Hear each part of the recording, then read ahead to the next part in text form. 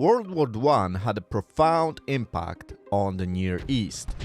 The conflict that started in Europe changed the power structure in the Holy Land. The Ottoman Empire that joined the Central Powers lost the war. And now it was Great Britain that controlled not only the Holy Land but also large parts of the Middle East.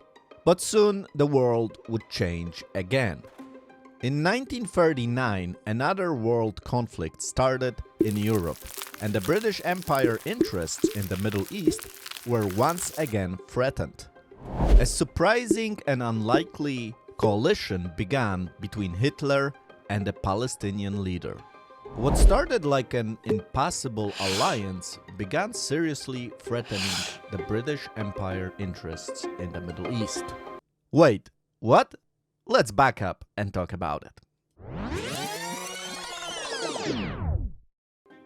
The results of World War I were not good for the Central Powers. The winners of this conflict were the United Kingdom and France. And the powerful Ottoman Empire that lasted for over 400 years now disintegrated, and it was time to divide its lands. What basically happened is that the leaders of the United Kingdom and France got a map and started drawing up lines dividing the lands between themselves. And what is shocking about this is that the lines were drawn even before the war ended. Here you can see a map showing you the proposed division of the Middle East between France and Great Britain.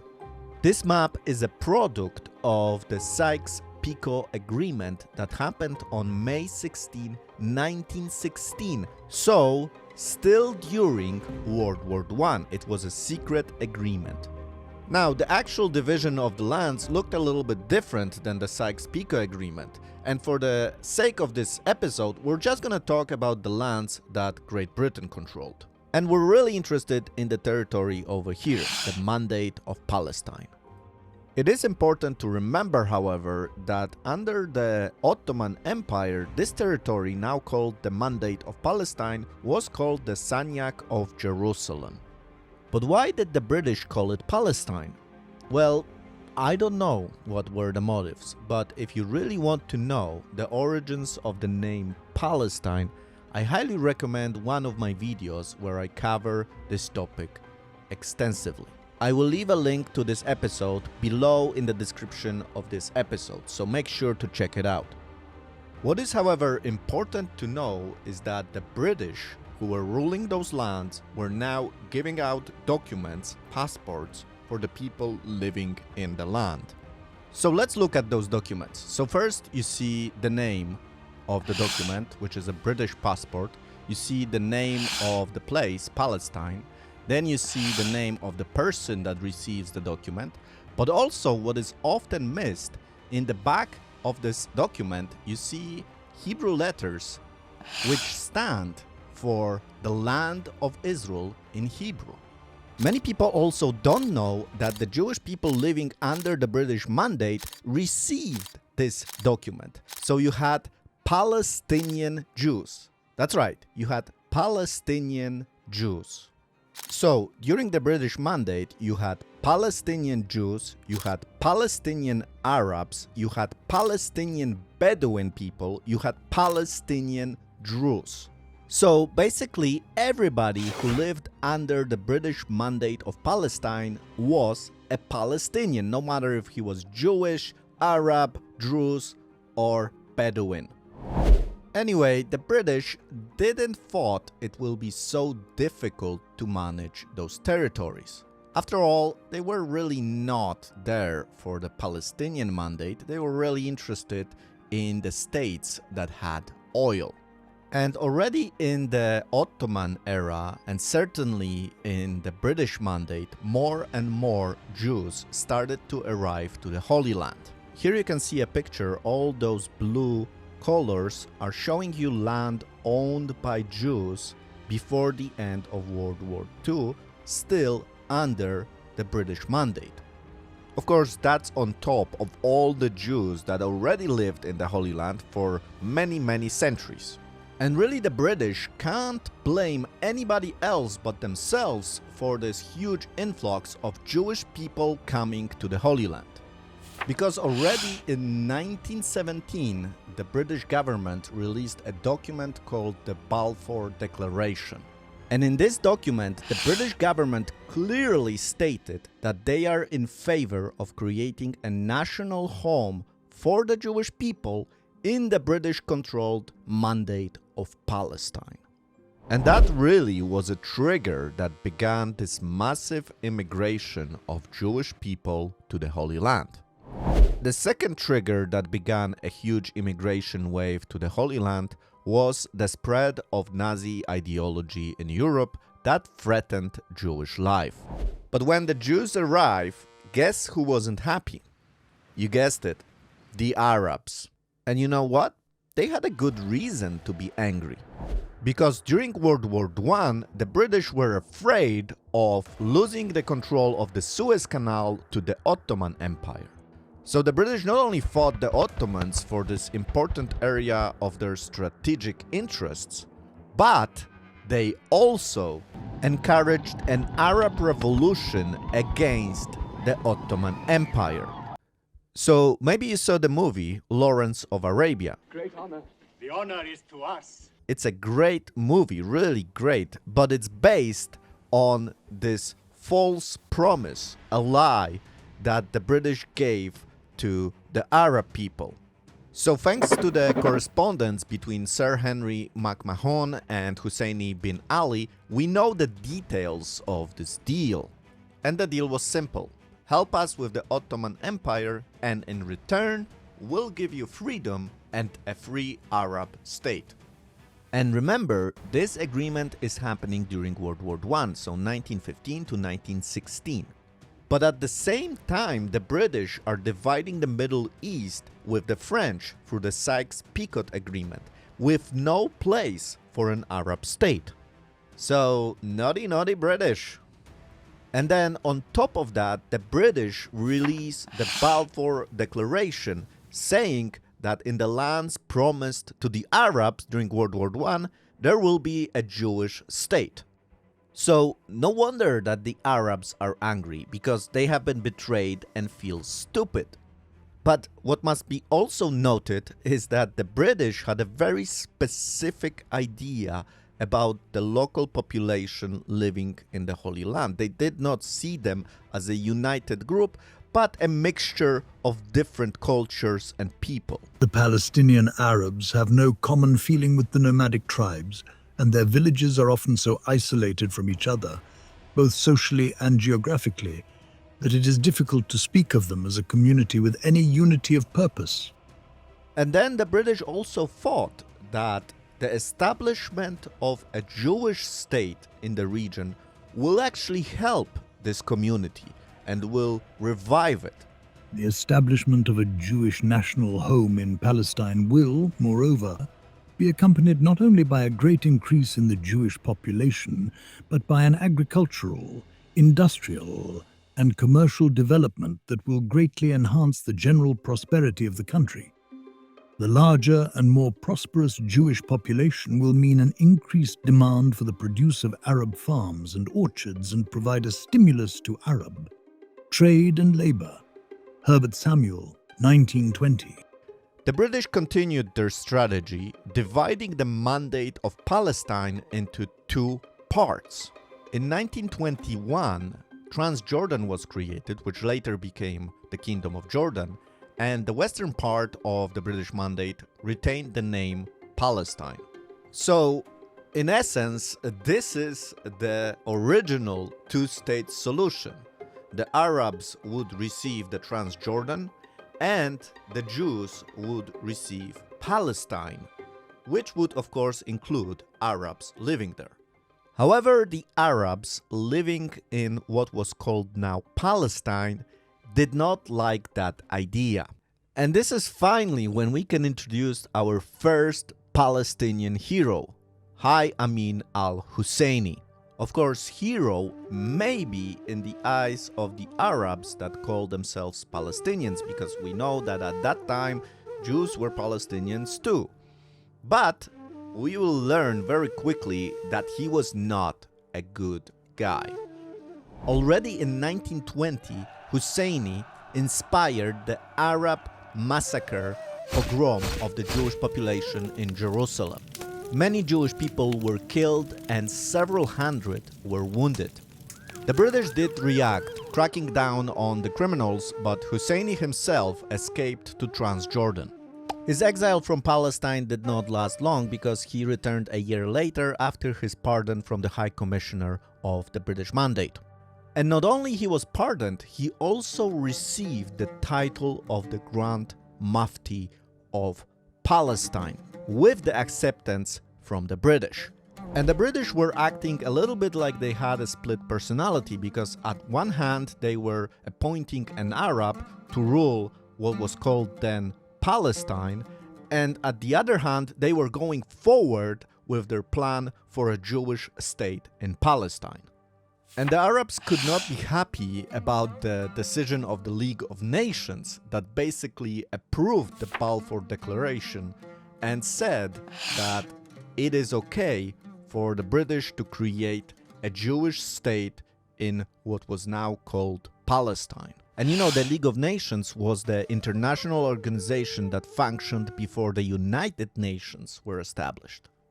So there was an international document saying that on the territories that then were called Palestine, a national home for the Jews should be created. Anyway, the Grand Mufti al-Husseini did not give up, and in 1931 he organized an Islamic conference in Jerusalem to round up the Arabs against Zionists. And this is what he was saying. It is the duty of every Arab to oppose the Zionist enterprise and to do his utmost to obstruct it. The Jews intend to transform this Arab country into a Jewish state. They dream of Palestine being as Jewish as England is English and America is American. But it wasn't just words, because he was the leader of the Arab Revolution against the British, and it was an attempt to overthrow the British rule. In 1937, a commissioner of Galilee is assassinated by the Arab rebels. To escape the punishment, the Mufti escapes once again, this time to Lebanon. Before I move on, let's look at the geopolitics of the region at that time.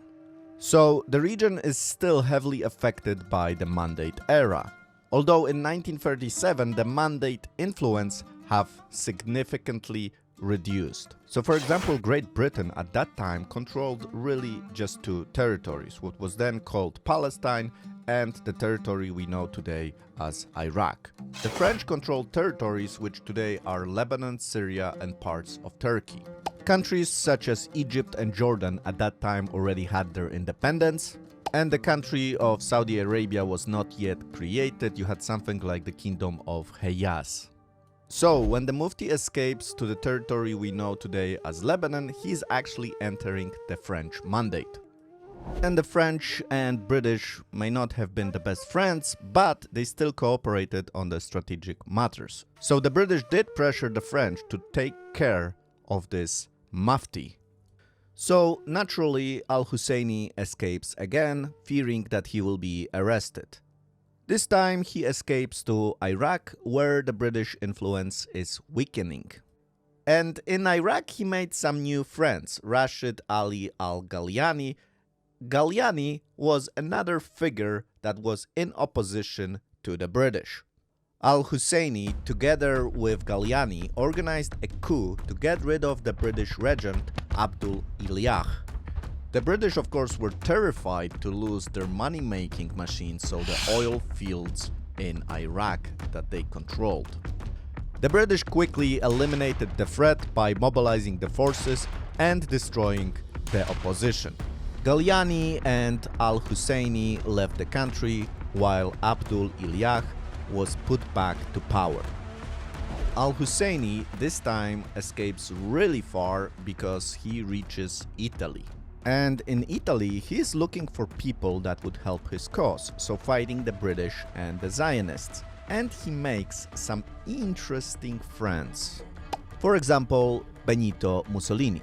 You know, this guy.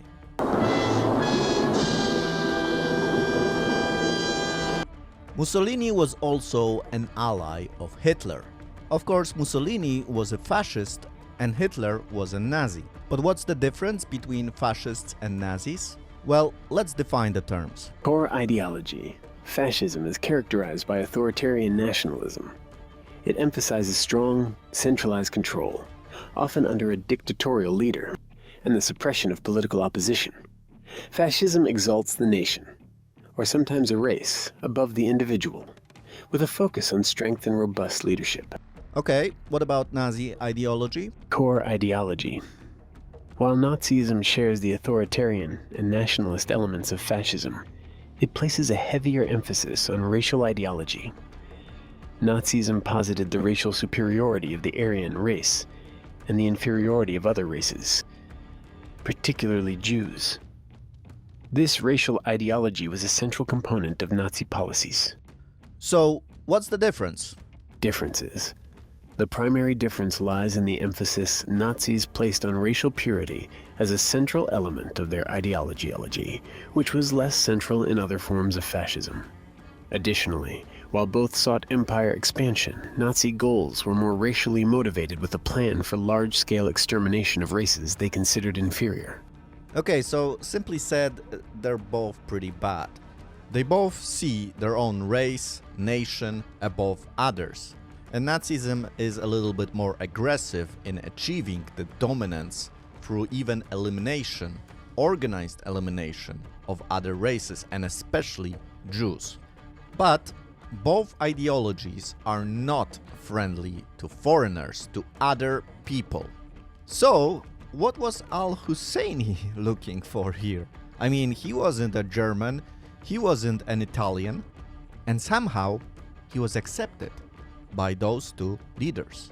And the reason why he was accepted is very pragmatic. They both had the same enemy.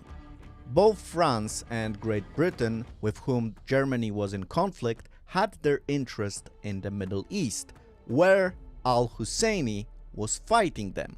So, in Hitler's mind, any Arab revolution that can be inspired by Husseini is good because it can stop the flow of oil to Great Britain and France.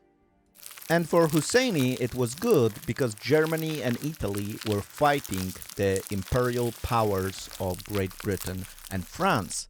And additionally, Hitler was involved in extermination of the Zionists, so the Jewish people.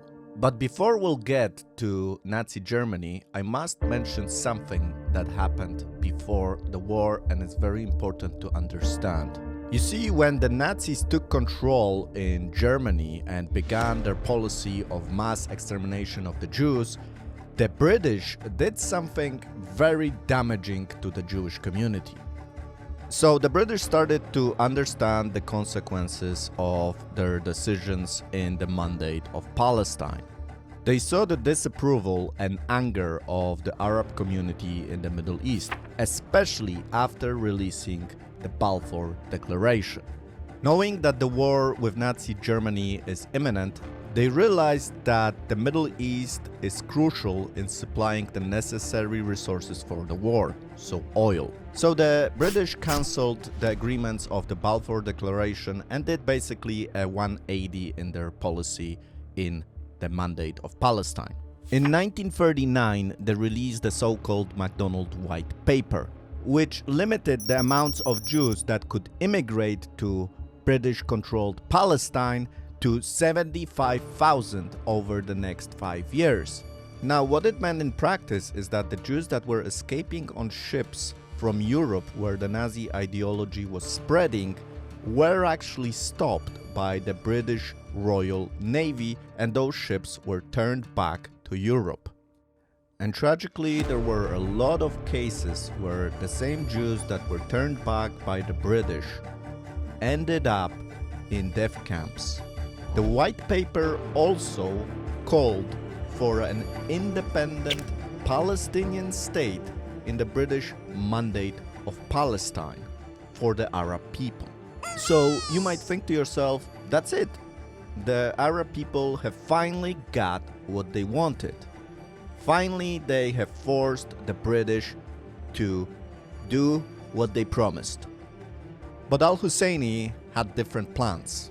He made some new powerful friends after all, and after many disappointments with the British, he thought it is finally time to kick out the British from the Middle East. And this is where we get to the very dark period in al-Husseini life. The alliance of the Palestinian leader with the Nazi regime. And we must also remember that at that time, al-Husseini was not just the leader of the people that called themselves Palestinians, but also of the large chunk of all Arabs in the Middle East. And to achieve his goals, to punish the British and to have his revenge on the Jewish people, he would go to very dark places, to the devil himself. Hitler realized that once Germany will be powerful enough, it will be time to also take care of the Jews that live in the Middle East. And the Grand Mufti may be an important tool to achieving this ultimate goal. Al-Husseini was happy about the meeting, and he began his 4-year relationship with the Nazis during World War II. In 1991, he publishes his memoir in which he describes his close relationship with Himmler himself, the guy that was the architect of the death camps. Al-Husseini even has a historical photo signed by the Himmler himself as an appreciation of the Mufti. Throughout the war, the Mufti began his broadcast to the Arab world, communicating his hatred toward the British, the French, and the Jews.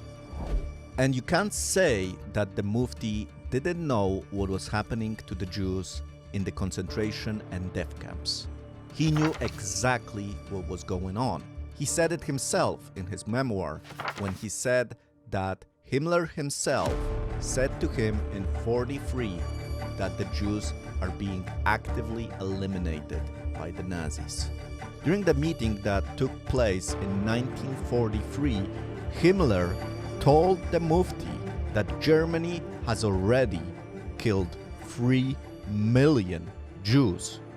On many occasions, the Mufti said that the Jews of the Middle East should go back to Poland and to Germany, knowing very well that they will die there in concentration camps. There are even pictures providing evidence that the Mufti visited one of the camps located in Trebin, Germany. He knew exactly what was going on and he was supporting it. And he wasn't just supporting Germany with words. When Germany started to have problems with manpower on the front lines, the Mufti mobilized the Muslim population of Bosnia to join Germany in their fight against the alliance. Initially, the Bosnian Muslims were not eager to join Nazi Germany, but after listening to the messages of this charismatic Muslim leader, they decided to join. And the Mufti was essential in their preparation for the battles. Fortunately, this didn't help Nazi Germany to win, and they lost the war. But the Jewish community was devastated after the war. Skins and bones. And this is something what reminds us of the things written in the Bible. In the 37th chapter of Ezekiel, we read, "The hand of the Lord was upon me, and carried me out in the spirit of the Lord, and set me down in the midst of the valley which was full of bones, and caused me to pass by them round about. And behold, there were very many in the open valley, and lo, they were very dry. And he said unto me, Son of man, can these bones live? And I answered, O Lord God, thou knowest. Again he said unto me, Prophesy upon these bones, and say unto them, O ye dry bones, hear the word of the Lord. Thus saith the Lord God unto these bones, Behold, I will cause breath to enter into you, and ye shall live. And I will lay sinews upon you, and will bring up flesh upon you, and cover you with skin, and put breath in you, and ye shall live. And ye shall know that I am the Lord. The world has seen those visions after World War II, when the American soldiers entered places such as Buchenwald. They saw the skins and bones. When in places like Auschwitz, the Soviet soldiers entered and they saw the bodies without life. It was a dramatic scene for the world of what a human being can do in his rebellion against God, in his quest to rebel against God. Many people, after seeing that, started asking questions. Where was God when that happened? But I think a better question is, where was man when that happened? It was the hands of man that created this hell on earth. But the message of Ezekiel does not end there, does it? There is hope and there is restoration. So I prophesied as I was commanded. And as I prophesied, there was a noise, and behold, a shaking, and the bones came together, bone to his bone. And when I beheld, lo, the sinews and the flesh came up upon them, and the skin covered them above, but there was no breath in them. Following those verses, we read that those bones in the text symbolize the whole house of Israel. Then he said unto me, Son of man, these bones are the whole house of Israel. Behold, they say, Our bones are dried, and our hope is lost. We are cut off for our parts. This is what happened to the Jewish people in the Holocaust. They were gassed, killed, and their bodies were burned in the crematoriums. But the Jewish people were not destroyed. And soon after World War II, this horrible, horrible thing that happened, we saw a resurrection of the nation of Israel in their homeland. Okay, but let's return to the life of al-Husseini. So, after the war, the territories of Germany were divided. The eastern part was taken by the Soviet Union, and the western was under control of the Western powers. And the Mufti did what he did best, so he escaped to not face the consequences of his choices during World War II. In 1946, he moves to Cairo and doesn't need to worry about being charged for the crimes he has done. And then in 1947, when the United Nations proposed a new plan of partition of the land between Arabs and Jews, Husseini was greatly against this plan, even though it was much better for the Arabs than the Jews. And his voice was of course very influential still in the Arab world, because the majority of Arabs at that moment said no, we don't want that plan, even though the Jews said yes. And the Mufti said this plan is illegal and it will only be implemented over their dead bodies. And Israel, seeing that there is nobody to talk to on the Arab side, decided to make a bold move and announced the creation of a new Jewish state, Israel. On May 14, 1948, the Jewish people could once again say that they have a home after almost 2,000 years of exile from the land. And on the same day that the Jewish state is recreated, the British also leave this territory. The British mandate is finally over. And literally a few hours later, after the British left, the coalition of Arab nations attack Israel. Al-Husseini and the Arab leaders are sure that they're gonna crush this tiny, just created nation. But a miracle happens and Israel survives.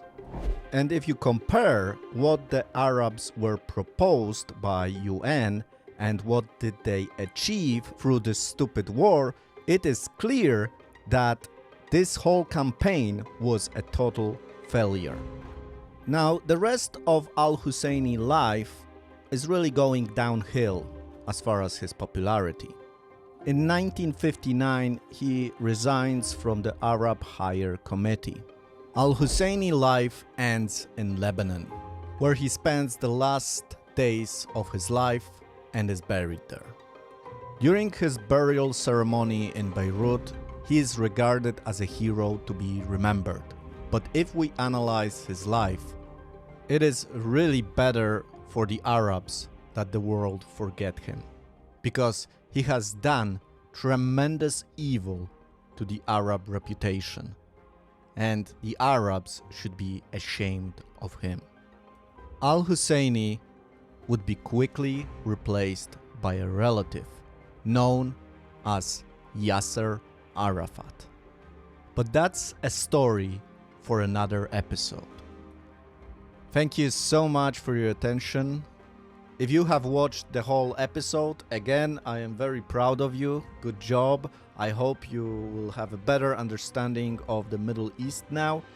It took me a long time to create this video, so if you liked it, please give a like, share it, hit that bell button, and subscribe to the channel. This really helps me as a creator. If you want to help me more, the best way to do it is through Patreon or through my webpage. I will leave both links below in the description of this video. Additionally, if you really like my content, you can sign up for an email that will notify you every time I release a new video. If you want to do that, you will also find a link in the description of this video. So that way you won't miss an episode. And lastly, you can also follow me on social media. This is where I share much more about the development and what is happening in Israel, things that perhaps I cannot share on other platforms. So check it out, check out my social media channels. Saying all of that, now I just want to wish you a good day. See you in the next episode. Shalom.